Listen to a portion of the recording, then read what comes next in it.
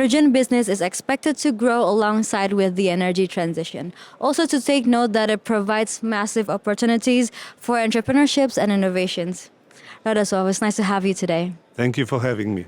Well, with what I've said before, what's your opinion with opportunities in the energy transition in Europe and also Poland? Well, energy transition is all about decarbonizing our industry, Yep.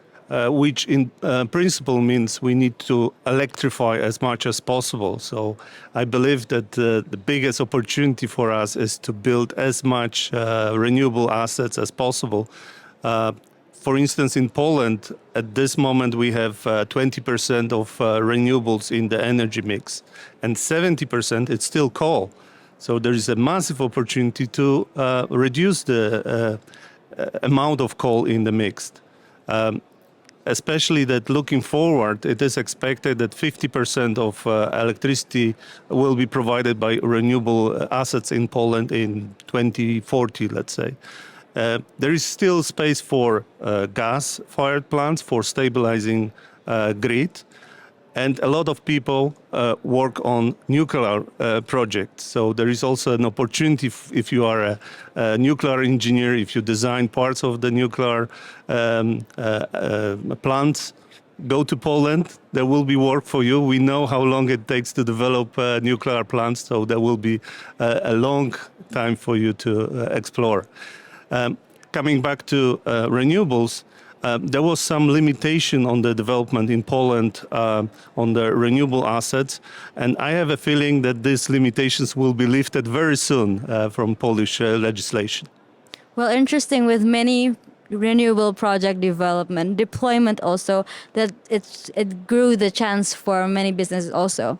Absolutely. Yes, and I've noticed that you are deeply involved in hydrogen business. So how do you think that hydrogen plays a role in energy transition? So as I said, decarbonization will be mainly about electrification. Yeah. But some areas are difficult to electrify.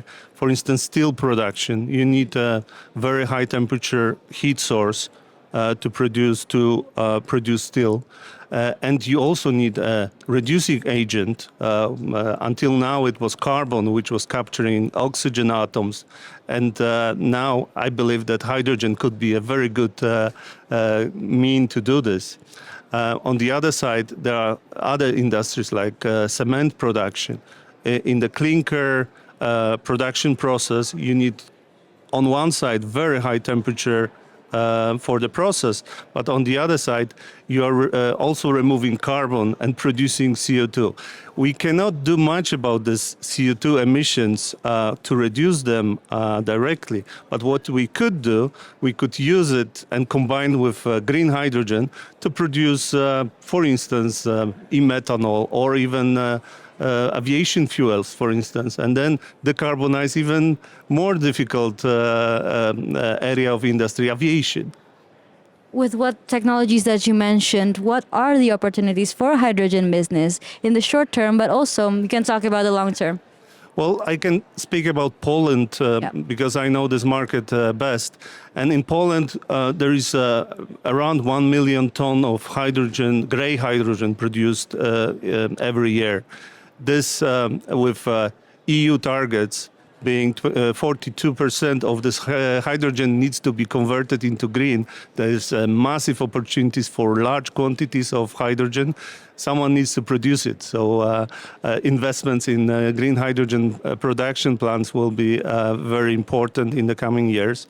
In the short term, I see a lot of municipalities tendering for hydrogen buses. They need to be fueled with green hydrogen. So smaller units, around several megawatt units, that would be also a very good idea to invest now, basically now.